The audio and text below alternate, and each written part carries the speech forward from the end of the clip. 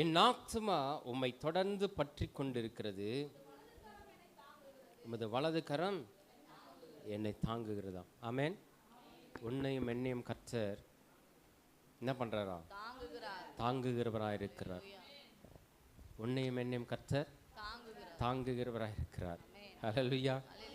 இந்த 3 மாதங்களாய் உன்னையும் என்னையும் கர்த்தர் தாங்கினார். நிறைய பேர் ஆமென் சொல்ல பாருங்களேன். நம்மை நாமே தாங்கிக் கொள்ளுகிறோமா? ஆமாம், நான் என்ன தான் சுமந்துக்கணும் போகிறேன் அப்படின்னு சொல்ல முடியுமா? எது வரைக்கும் என்னை நாமே சுமந்து கொள்ள போக முடியும்? இப்போ குழந்தைங்கள பிள்ளைகள் நடக்கிற வரைக்கும் யார் தான் தாங்குவாங்க? சுமப்பாங்க. தாயும் தகப்பனை தான் என்ன பண்ணுவாங்க? சுமப்பாங்க, தாங்குவாங்க. ஆனால் நம்ம நடக்க ஆரம்பிச்சிட்டோம்னா யார் நம்மை தாங்குறது? கர்த்தர். ஆமென். நாம் நினைக்கலாம், என்னுடைய நல்ல பலத்தினால்தான் நான் நடக்கிறேன், ஓடுறேன் அப்படின்னு சொல்லி. ஆமென். ஆனால் அதெல்லாம் இல்லை. ஒருவர் உன்னையும் என்னை என்ன பண்ணுறாரா? தாங்கி கொண்டு இருக்கிறார். ஒருவர் உன்னையும் எங்களை என்ன பண்ணுறாரு? சுமக்கிறவராக இருக்கிறார். ஆமென். அவர் வாக்கு கொடுக்கலன்னா நாம் இந்த இடத்துல நிற்க முடியாது. தாயின் கருவிலே உருவாகும் முன்னே, உருவாகுவதற்கு முன்பதாகவே பெயர் சொல்லி அழைத்து வாக்கு கொடுத்திருக்கிறார். அப்போ உங்களையும் என்னையும் தாயின் கருவில் உருவாகும் முன்னே என்ன பண்ணியிருக்காரு? ஒருவேளை 60 வயசுல ரட்சிக்கப்படலாம். 60 வயசுல ரட்சிக்கப்படணும்னு கர்த்தர் என்ன பண்ணியிருக்காரு? ஆமாம், அவர் எழுதி வச்சிருக்கிறார் இல்லையா? அப்படி எழுத்தின் உறுப்புகள் ஒன்று கூட என்ன பண்ணாதான்? ஒழிந்து போகாது. வானமும் பூமியும் ஒழிந்து போவோம், என் வார்த்தைகளும் என்ன பண்றது இல்லையா? ஒழிந்து போகாதான். ஆமென். அப்ப தாங்குவதற்கு நாம் என்ன பண்ணணும்? நாம் நடக்கிறோம், கர்த்தர் நம்மை தாங்குறான்னா தாங்குவதற்கு நாம் என்ன பண்ணணும்னா, என் ஆத்துமா உம்மை என்ன பண்ணுமா? தொடர்ந்து பற்றி கொண்டிருக்கிறது. ஆமென். அப்போ ஆத்துமா பற்றி கொண்டிருக்கணும். எதை பற்றி கொண்டிருக்கணும்? ஆண்டவரை பற்றி கொண்டிருக்கணும். நம்முடைய இருதயம் கர்த்தரை பற்றி கொண்டிருக்கும் போது தான், நம்முடைய இருதயமானது கர்த்தரை பற்றி கொண்டு இருந்தால்தான் அவர் நம்மை தாங்குகிறவராய் இருக்கிறார். ஆமென். நான் டெய்லி சபைக்கு போகிறேன், துதிக்கிறேன், ஆராதிக்கிறேன், போற்றுகிறேன், வணங்குகிறேன், என்னை ஏன் தாங்க மாட்டேன்றாரு? ஒரு சிலர் சொல்லுவாங்க, நானும் சர்ச்சுக்கு போகிறேன், நானும் சபைக்கு போகிறேன், ஆனால் எனக்கு இருக்கிற பிரச்சனைகளும் போராட்டங்களும் அதிகமாகி கொண்டே தான் இருக்கிறத தவிர நான் நல்லாகிறேன். இல்லை, எங்கள் அம்மா போகிறாங்களே, எங்கள் அண்ணன் போகிறாரு, என் தங்கச்சி போகிறாங்களே, என் வீட்டுக்காரர் போகிறாரு, என் மனைவி போகிறாங்களே, ஆனால் எங்கள் வீட்டில் என்ன இருக்குது? பிரச்சனைகளும் போராட்டங்களும் தொடர்ந்து கொண்டே தானே இருக்கிறது. அதுக்கு என்ன காரணம்னா, உன் ஆத்துமா கர்த்தரை கொஞ்ச நேரத்தில் விட்டு விடுகிறது. ஆமென். ஹல்லேலூயா. என் ஆத்துமா தொடர்ந்து உம்மை என்ன பண்ணுமா? பற்றி கொண்டு இருக்கணும். அப்படி பற்றி கொண்டு இருந்தால்தான் கர்த்தர் நம்ம என்ன பண்ணுவார்? தாங்குகிறவராக இருக்கிறார். ஆமென். ஹல்லேலூயா. அப்போ நாம் என்ன பண்ணுறோம்? துக்கம் வந்தால் மாத்திரம் என்ன பண்ணோம்? ஆண்டவரே, உமக்கு கண் இல்லையா? உமக்கு காது இல்லையா? நாங்கள் ஜெபிக்கிற ஜெபம் உமக்கு கேட்குதா இல்லையா? ஒரு நாளா 2 நாளா தொடர்ந்து ஜெபம் பண்ணுறோமே அப்படின்னு சொல்கிறோம். நாம் சொல்கிறதில்லன்னு வச்சுங்க, ஆனால் சொல்கிறோம். ஹல்லேலூயா. ஆனால் கர்த்தர் என்ன தெரியுமா சொல்கிறாரு? நம்ம தொடர்ந்து கவலை வந்தால் மாத்திரமல்ல, சந்தோஷமானால் என்ன பண்ணோம்? சந்தோஷம் இருக்கும்போது சங்கீதம் பாடு, துன்பம் வரும்போது என்ன பண்ணு? ஸ்தோத்திரம் சொல்லு. ஆமென். கர்த்தர் எனக்கு இந்த துன்பத்தை கொடுத்திருக்கிறார், இந்த வேதனை கொடுத்திருக்கிறார், இதற்கு என்ன காரணம் என்று உங்களுக்கும் எனக்கும் தெரியாது, ஆனால் கர்த்தருக்கு தெரியும். ஏன் அந்த துன்பத்தை கொடுத்திருக்கிறான்னு சொன்னா, நம்முடைய ஆத்மா இடையில எங்க என்ன இருக்குது? விட்டு இருக்கிறது. யாரை விட்டு இருக்கிறது? ஆமாம், கர்த்தரை விட்டு இருக்குது. நாம் எங்கோ வேறு ஏதோ வழியில் நம்முடைய கண்களும் நம்முடைய இருதயம் நம்முடைய கால்களும் சென்று கொண்டு இருக்கிறது. அதனால தான் அந்த துன்பமும் வேதனையும் சோதனையும் நமக்கு என்ன பண்ணுறது? ஆமாம், சூழ்ந்திருக்கிறது. ஆமென். அப்போ அதிலிருந்து விடுதலை ஆக்கி கொள்வதற்கு நாம் என்ன பண்ணோம்? கர்த்தரை பற்றி கொண்டிருக்கிற ஒரு ஆத்துமாவை நாம் என்ன பண்ணோம்? கொண்டு வரணும். ஆமென். ஹல்லேலூயா. நீங்கள் நல்லா கவனித்து பார்த்தீங்கன்னா, நீங்க வேதத்தை கொஞ்ச நேரம் தியானித்து பார்த்தீங்கன்னா அப்போஸ்தலர் நடவடிக்கையின் புஸ்தகத்துல 3வது அதிகாரத்துல யோவானும் பேதுருவும் சபைக்கு வரும்போது அங்கே தாயின் கருவில் பிறந்தது முதல் அந்த வசனத்தை வாசிக்கலாமா? அப்பொழுது தன் தாயின் வயிற்றிலிருந்து சப்பானியாய் பிறந்த ஒரு மனுஷனை சுமந்து கொண்டு வந்தார்கள். தேவாலயத்தில் பிரவேசிக்கிற இடத்தில் அவனை எதற்காக சுமந்து கொண்டு வந்தாங்க? எங்க உட்கார வச்சு? தேவ ஆலயத்தில். ஆமென். ஆனா அவனை சுமக்கிறவர்கள் எத்தனை பேரு? 2 பேர். 2 பேர் ஒருத்தனை புச்சுன்னு வந்து என்ன பண்ணலாம்? உட்கார வைக்கலாம். வசனம் என்ன தெரியுமா சொல்லுது? அந்த வசனத்தை திரும்ப ஒரு முறை வாசிக்கலாமா? தன் தாயின் வயிற்றிலிருந்து சப்பானியாய் பிறந்த ஒரு மனுஷனை சுமந்து கொண்டு வந்தார்கள். தேவ ஆலயத்திலே பிரவேசிக்கிறவனிடத்தில் பிச்சை கேட்கும்படி நாள்தோறும் டெய்லி அவனை எங்க உட்கார வைப்பாங்கன்னா அலங்கார வாசல் எனப்பட்ட தேவாலய வாசல் அண்டையில வைப்பார்கள். தேவாலயத்திலே பிரவேசிக்க போகிற அவனை உட்கார வைக்கிறதுன்னு 2 பேர் என்ன பண்ணுவாங்க? சுமந்து கொண்டு வந்து அவனை என்ன வேலைக்கு கொண்டு வந்து வைக்கிறாங்க? பிச்சை கேட்கும்படி உட்கார வைக்கிறாங்க. ஆமென். இப்போ நாம இருக்கிறோன்னு வச்சுங்களேன், நம்மளை யாராவது சுமந்து கொண்டு போயிட்டு நீ இந்த வேலைக்கு தான் லாக்கின்னு சொல்லி உட்கார வச்சாங்களா, நீங்களும் நான் என்ன பண்ணுவோம்? நமக்கு எவ்வளோ வருத்தம் இருக்கும், நமக்கு எவ்வளோ வேதனை இருக்கும். நமக்கு கை கால் இருந்திருந்தா, இல்லை நமக்கு வயசு இருந்திருந்தா, நமக்கு நல்ல பலன் இருந்திருந்தா நம்ம என்ன பண்ணிருக்கலாம்? இவர்களைப் போல இந்த ஜனங்களைப் போல ஓடி உழைத்து என்ன பண்ணிருக்கலாம்? மற்றவர்களுக்கு செய்திருக்கலாமே, கொடுத்திருக்கலாமே என்ற உணர்வு உள்ள இருந்திருக்கு இல்லையா? ஆனா அவனை பாருங்களேன், தினமும் அந்த இடத்துல உட்கார்றான், தினமும் மற்ற இடத்துல பிச்சை கேட்குறான், தினமும் 2 பேர் என்ன பண்றாங்க? சுமந்து கொண்டு அவனை கொண்டு வந்து அலங்கார வாசல்ல உட்கார வைக்கிறாங்க.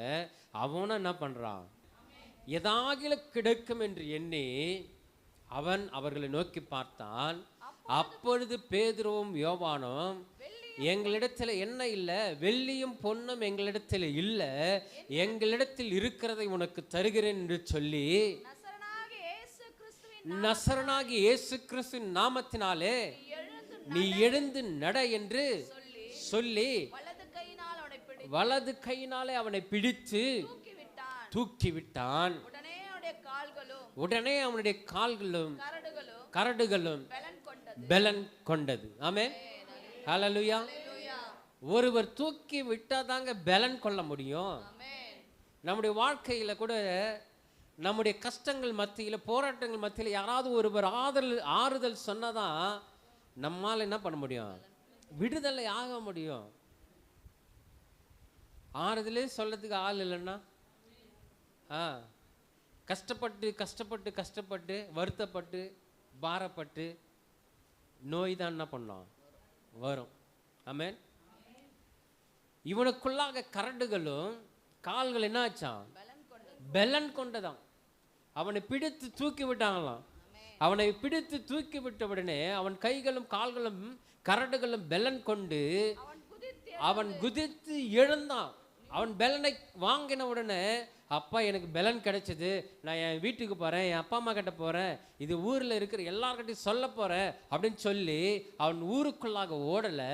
அவன் மாறாக என்ன செய்கிறான்னு சொன்னால், அவன் குதித்து எழுந்து நடந்து குதித்து தேவனை துதித்து கொண்டு, யாரு தூக்கி விட்டார்களோ, யார் அவனை பலப்படுத்தினார்களோ, யாருடைய நாமத்தினாலே அவன் எழுந்து நின்றானோ அவர்களுக்குள்ளாக என்ன பண்றான்? தேவாலயத்திற்குள்ளாக என்ன பண்ணான்? இவ்வளவு நாள் வாசல்ல தான் உட்கார்ந்திருந்தேன், இன்றைக்கு நான் தேவனை கர்த்தரை துதிக்க போகிறேன் என்று சொல்லி கர்த்தரை உயர்த்தும்படி, கர்த்தரை ஆராதிக்கும்படி, கர்த்தருடைய நாமத்தை போற்றும்படி அவன் உள்ளே பிரவேசிக்கிறான். ஆமென். இப்ப நினைச்சு பாருங்களேன், நமக்கு எத்தனையோ பலவீனங்கள், எத்தனையோ சோர்வுகள், எத்தனையோ காரணமில்லாத சண்டைகளும் பிரச்சனைகளும் போராட்டங்களும் இருந்த போதிலும் அவையிலிருந்து விடுதலை கொடுக்கிறவர் கர்த்தர் என்று தெரிந்திருந்தோம். இன்றைக்கு எத்தனை பேர் கர்த்தரை துதிக்க ஆயத்தமா இருக்கிறோம்? ஆமென். ஹல்லேலூயா. நல்லா விளங்குதுங்களா? அவர்தான் நமக்கு வழி காட்டினவர், அவர்தான் நமக்கு சுகத்தை கொடுத்தவர், அவர்தான் நம்முடைய குடும்பத்தில் பிரச்சனைகளை சமாதானம் உள்ளவளாய் மாற்றுகிறவர், அவர்தான் சந்தோஷத்தை கொடுக்கிறவர், அவர்தான் நீதியை நடப்பிக்கிறவர். இப்பேற்பட்ட காரியத்தை செய்கிற தேவனை நாம் என்ன பண்றோம்? ஒரு சில நேரத்தில் என்ன பண்ணிடுறோம்? மறந்துடுறோம். ஆமென். அப்புறம் எப்படி நம்மை தாங்குவார்? நம்முடைய இருதயம் அவரை பற்றி கொண்டிருப்பதில் கொஞ்சம் மறந்து விடுகிறது. ஆமென். அந்த வசனம் சொல்லுது, பவுலும் அதாவது பேதுரும் யோவானும் சொல்றாங்க பாருங்களேன், எங்களிடத்துல வெள்ளி இல்லை, எங்களிடத்துல பொண்ணு இல்லை, ஆனா ஒன்று இருக்குது. ஆமென். நம்மிடத்துல பணம் இல்லை, நம்மிடத்துல பொருள் இல்லை, ஆனா ஒன்று இருக்குது. ஆமென். ஆனா ஒன்று இருக்குது, அது நித்திய ஜீவன் வரைக்கும் நம்மோடு கூட இருக்கு. ஹல்லேலூயா. அது சாதாரணமானது அல்ல. அவர் சொல்றாங்க, வெள்ளியே இல்லை பொண்ணு இல்லை, என்னிடத்தில் உள்ளதை என்ன பண்றேன்? நான் உனக்கு தருகிறேன். அப்போ நீங்களும் நானும் ஒரு பொருளை வச்சுன்னு இருக்கிறோம், அதை நமக்கு மாத்திரமே என்ன பண்றோம்? பயன்படுத்தி கொள்வோம். அதை கொடுங்க. ஹல்லேலூயா. அதை கொடுக்கணும். ஆமென். வெள்ளியும் பொண்ணும் என்னிடத்தில் இல்லை, என்னிடத்தில் உள்ளதை உனக்கு தருகிறேன், நசரனாகிய. அப்ப இயேசு அவர்களுக்குள்ளாக என்ன பண்றாரு? இருக்கிறார். இயேசுவின் நாமம் அவர்களுக்குள்ளாக இருக்கிறது. ஹல்லேலூயா. ஹல்லேலூயா. அப்ப இயேசுவின் நாமத்தை கொடுத்த பிறகுதான் அவன் கைகளும் கால்களும் கரடுகளும் என்ன பண்ணுச்சான்? பலன் கொண்டதான். அப்போ நீங்களும் நானும் பலன் கொள்ளணும். உனக்கும் எனக்கும் ஒரு சமாதானம் வரணும், உங்களுக்குள்ளாக எனக்குள்ளாக ஒரு எழுப்புதல் வரணும், ஒரு உயர்வு வரணும்னு சொன்னா நமக்குள்ளாக இருக்கிறவரை நாம் புரிந்து கொண்டு பற்றி கொண்டிருக்க வேண்டும். ஆமென். அங்க அவனை பார்க்கப்படும்போது அவன் குதித்து நின்று நடந்தான், நடந்து குதித்து தேவனை துதித்து கொண்டு அவர்களுடனே என்ன பண்ணனான்? தேவாலயத்தில் பிரவேசித்தான். அவன் நடக்கிறதையும் தேவனை துதிக்கிறதையும் ஜனங்கள் எல்லாரும் பார்க்கறாங்க. ஜனங்கள் எல்லாரும் கண்டு, எல்லாருமே பார்த்தவர்கள் தான், எல்லாருமே பார்த்து அவனை பார்த்து சொல்றாங்க, தேவாலயத்தில் அலங்கார வாசல் அண்டலிலே பிச்சை கேட்டு உட்கார்ந்திருந்தவன் இவன்தான் என்று அறிந்து அவனுக்கு சம்பவித்ததை குறித்து மிகவும் ஆச்சரியப்பட்டார்கள்.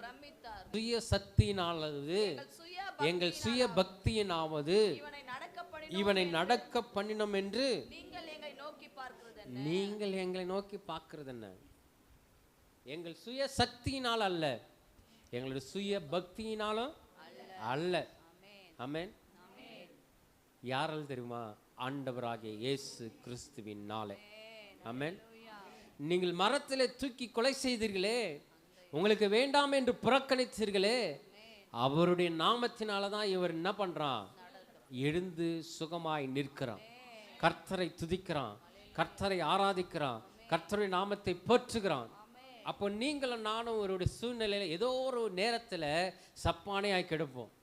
ஏதோ ஒரு வாழ்க்கையில், ஏதோ ஒரு வாழ்க்கையின் சூழ்நிலையில், நம்முடைய வாழ்க்கையில் ஒரு இடத்துல ஒரு சப்பானியாய் முடங்கி கிடப்போம்.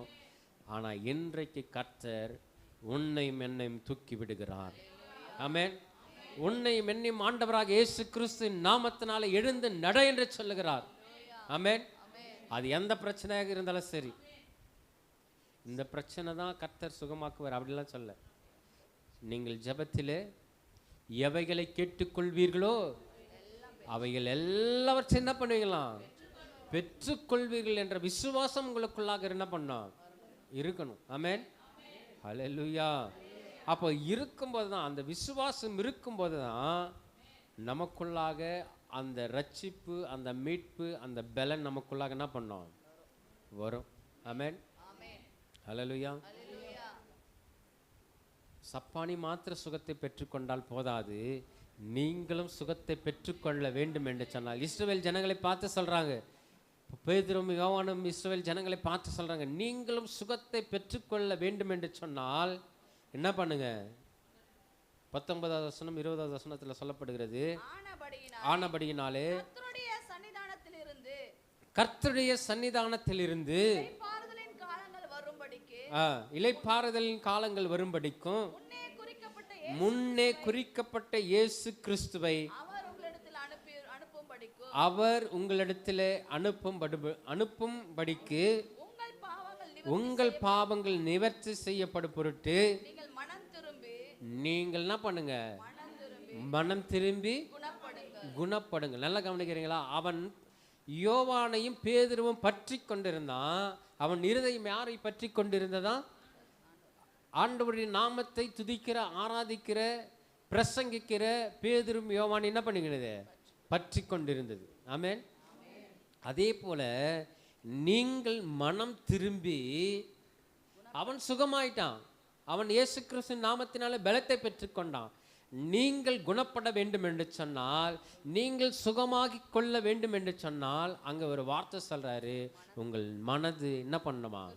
திரும்பணும். ஆமென். நீங்கள் மனம் திரும்பி குணப்படுங்கள். ஆனால் தான் சங்கீதக்காரன் சொல்றாரு, என்ன சொல்றாரு? நீர் என்னை எப்படி தாங்குகிறீன்னு சொல்றாரு. அந்த வசனம் வாசிங்க, 8வது வசனம், 63வது சங்கீதம்.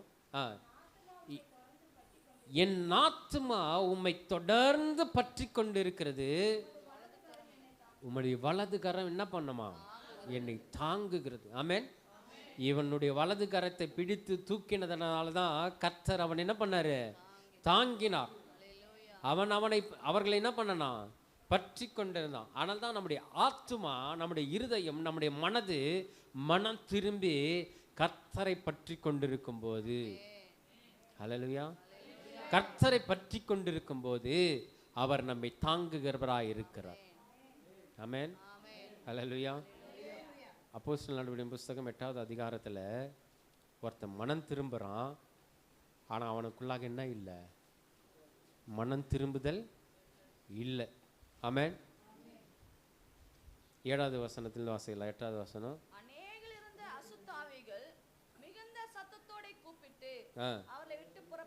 புறப்பட்டது அநேக திமிர்வாதக்காரரும் சப்பானிகளும் குணமாக்கப்பட்டார்கள். அந்த பட்டணத்திலே மிகுந்த சந்தோஷம் என்னாச்சான்? உண்டாயிற்று.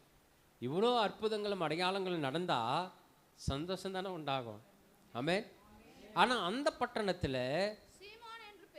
சீமோன் என்று பெயர் கொண்ட ஒரு மனுஷன், அந்த பட்டணத்திலே மாய வித்தக்காரனாய் இருந்து தன்னை ஒரு பெரியவன் என்று சொல்லி சமாரியா நாட்டு ஜனங்களை என்ன பண்ணனா? பிரமிக்க பண்ணி கொண்டிருந்தான். ஆமென். ஹல்லேலூயா. அந்த பட்டணத்தில் சமாரியா நாட்டில் ஒரு பிரமிப்பின் நடந்து கொண்டிருந்தது. என்ன பிரமிப்பு? மாய வித்தையினாலே ஜனங்களை என்ன பண்ணனா? சொல்லுங்களேன். பிரமிக்க பண்ணினானோ. மாய வித்தைகளை செய்து என்ன பண்ணனா? இன்னைக்கு மாய வித்தைகள் செய்யற இடத்துல தான் ஜனங்கள் என்ன பண்றாங்க? ஓடிக்கொண்டு இருக்கிறாங்க. ஆமென். பிரசங்கித்தார். அந்த வார்த்தைகளை பிரசங்கிக்கப்படும் போதே ஜனங்கள் அநேகர் என்ன பண்ணாங்க?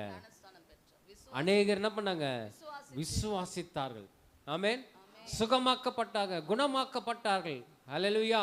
அப்படி குணமாக்கப்படும் போது இவர் அவர்களை கண்டு என்ன பண்றான்? என்ன பண்றான்? பிரமிக்கிறான். இப்பேற்பட்ட காரியத்தை மாயவித்தை செய்ய முடியாது. அவனுக்குள்ளாக ஒரு மனம் திரும்புதல். ஆமென். அவனும் மனம் திரும்பி என்ன பண்ணானா? ஞானஸ்தானம் பெற்றுக்கொண்டான். ஹல்லேலூயா. ஹல்லேலூயா. அப்போ 18வது வசனம், 19வது வசனம், 20வது வசனத்தில் வாசிக்கப்படும் போது அப்போஸ்தலர் தங்கள் கைகளை அவர்கள் மீது வைத்ததினால் பரிசுத்த ஆவி தந்தருளப்படுகிறதை சீமோன் கண்டபோது அவரிடத்தில் பணத்தை கொண்டு வந்து நான் எவன் மேல் என் கைகளை வைக்கிறனோ அவன் பரிசுத்த ஆவியை பெறத்தக்கதாக எனக்கு இந்த அதிகாரத்தை என்ன பண்ண. இவன் மாய வித்தன்னு இது நினைச்சதுனால தான் பணத்தை கொண்டு வந்துட்டான். ஆமென். ஆவியானவருக்கு விரோதமா இந்த காரியத்தை செய்ததுனால பாத்தீங்களா, மனம் திரும்புற விசுவாசத்து ஞானஸ்தானம் பெற்றவன் எங்க வந்து நிற்கிறான். ஆவியான பெற்றுக்கொள்வதற்கு பணத்தை கொண்டு வந்து என்ன பண்றான், நீட்டுறான். ஹல்லேலூயா. ஆவியானவர் பணத்திற்கு மதிமயங்கிறவரா இல்லை இல்லை. ஆமென். மாய வித்தைக்கு மதிமயங்கிறவரா இல்லை. அவன் சொல்றாரு, பேதுரு அவனை நோக்கி, இது தேவனுடைய வரம், இது தேவனுடைய வரம், இந்த வரமானது பணத்தினாலே சம்பாதிக்க நீ நினைத்தபடியினால் உன் பணம் பணத்தினால வாங்க முடியாத வரத்தை இலவசமாய் நமக்கு கொடுத்திருக்கிறார். ஆமென். ஹல்லேலூயா. பணத்தினால வாங்க முடியாத வரம் இலவசமாய் உனக்கும் எனக்கு கொடுத்திருக்கிறாரு. அப்படி நாமம் நமக்கு தரிக்கப்பட்டு இருக்கிறது. அவருடைய நாமத்தின் மூலமாக அற்புதங்களும் அடையாளம் நடந்து கொண்டுதானே இருக்கிறது. ஆமென். அவருடைய நாமமே அல்லாமல் வேறொரு நாமம் நமக்கு என்ன பண்ணலையா, கொடுக்கப்படவில்லை. கர்த்தருடைய நாமம் தான் நமக்கு கொடுக்கப்பட்டது. ஹல்லேலூயா. ஹல்லேலூயா. இன்றைக்கு நீங்களும் நானும், சீமோன் பார்த்தீங்கன்னு வச்சிங்களேன், அநேக ஜனங்களை பிரமிக்க பண்ணினான். ஆனால் அவனே ஒரு பிரமிப்பு பார்த்து என்ன பண்ணான், பயந்தான், பிரமித்தான். இப்பேற்பட்ட பிரமிப்பை, இப்பேற்பட்ட அதிசயத்தை என் கண்கள் கண்டது. அநேகர் நடக்கிறாங்களே. அப்போ மனம் திரும்பி கர்த்தரை பற்றி கொள்ளாதவர்களிடத்துல பணம் பேசும். மனம் திரும்பி கர்த்தரை பற்றி கொண்டு இருக்கிற கர்த்தர் என்ன பண்ணுவாராம், தாங்குகிறவராக இருக்கிறார். ஆமென். அதனால தான் சங்கீதக்காரர் சொல்றாரு, 63வது சங்கீதத்தில் வாசிக்கலாம்.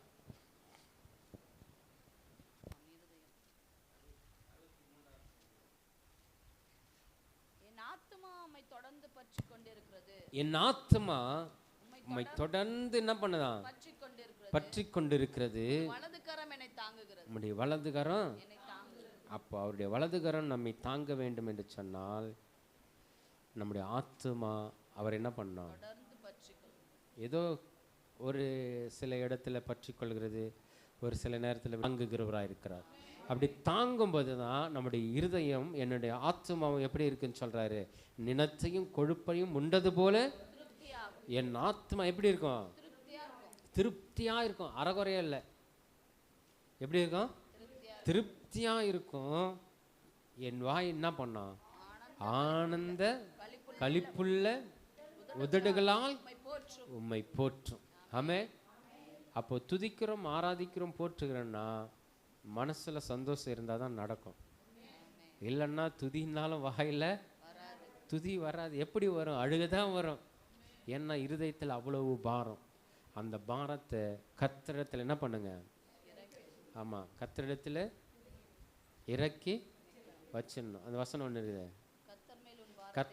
கர்த்தர் மேல் உன் பாரத்தை என்ன பண்ணு, வைத்து விடு, அவர் உன்னை ஆதரிப்பார். அவர் உன்னை என்ன பண்ணுவாரா, ஆதரிப்பார். அவர் இருக்கும்போது நீ எதுக்கு கவலைப்படுற, நீ எதுக்கு கஷ்டப்படுற, நீ எதுக்கு வேதனைப்படுற, நீ எதுக்கு புலம்புற. கர்த்தரே நம்மை தாங்குகிறவர்.